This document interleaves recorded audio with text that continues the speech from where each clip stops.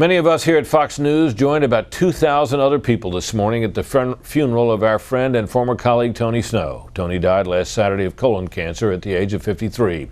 It was a life, as President Bush said today, that was far too brief. There were no cameras allowed at today's service. However, correspondent James Rosen does have a report about some of those who attended and how they remembered Tony Snow.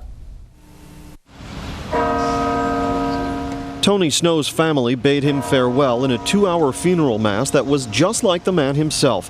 Elegant and cerebral, literate and musical, serious and funny, optimistic and composed amid tragedy and sorrow. He would have been sitting there telling us to stop crying and to celebrate him, and it was a celebration of his life. 2,000 mourners crowded Catholic University's National Shrine to the Immaculate Conception. The First Lady and Secretary of State were seen leaving for the service together in a motorcade that also brought the President, the Vice President, and Mrs. Cheney. There were scores of Fox News comrades, from executives to interns, and famous colleagues from across the media spectrum. Members of the Cabinet and Congress came, as did politicos of all stripes, parties, and loyalties. Also paying respects were hundreds of citizens who only knew Tony from a distance. I'm just an ordinary person, but he was an extraordinary man, and I just would like to honor him in that small way. In his eulogy, President Bush thanked Tony's wife Jill for giving him such a special life and addressed directly Tony's 3 children, Kendall, Robbie, and Christy. They were so brave, and they were so attractive, and they were so obviously sad, and that was the most powerful sight in that magnificent church. The children heard the president recount how often he would call Tony for counsel on weekends, only to find him attending their soccer games and swim meets and helping with their homework. He loved you a lot, the president said, a sentiment echoed by other eulogists. They talked about how much his family meant to him, and not a day went by that I worked with him that he didn't talk about Jill or Robbie or Christy or Kendall. But Mr. Bush also brought a moment of levity. He said he translated my father's, is a speechwriter, he translated my father's policies into English, and he translated my English into English.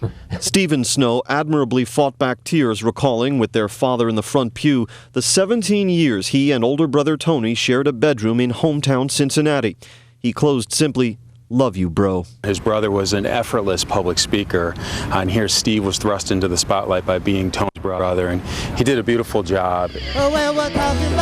Neighbor Jay McConville, seen at Screen Right singing backup for Tony's own band, Beats Workin', said his friend loved and exemplified the phrase soul power, leaving many mourners to meditate on the soul that just left them. What I appreciated so much about Tony is how he dealt with cancer. He knew he had it. I never heard him say, "Why me?" I never heard him say, "Life is unfair." Instead, he tried to help others deal with it. Tony was such a funny man, and amid all the adversity, always was had such a wonderful spirit. And obviously, the most heartbreaking part is seeing his family here. It would never occur to him that his absence would create such a void in the universe. He would say just the opposite. He would say his loss would be inconsequential. I can assure you it's of enormous consequence to me, to people who knew him. When it was his turn to speak, Robbie Snow read the last paragraph of his dad's article about cancer and faith that appeared in Christianity Today magazine, which said, and I quote, "No matter how bleak or frightening our prospects, each and every one of us, each and every day, lies in the same safe and impregnable place, in the hollow of God's hand." Brit, this was obviously a very emotional service, at times thoroughly depressing and yet supremely uplifting for us both. And I think you'd agree with me, it was a privilege to serve as an usher, and it was a privilege, I can say, to have known Tony Snow, a man, as I like to say, of God and guitar. Amen, James. Thank you. Okay. We'll be back in just a moment. Stay tuned.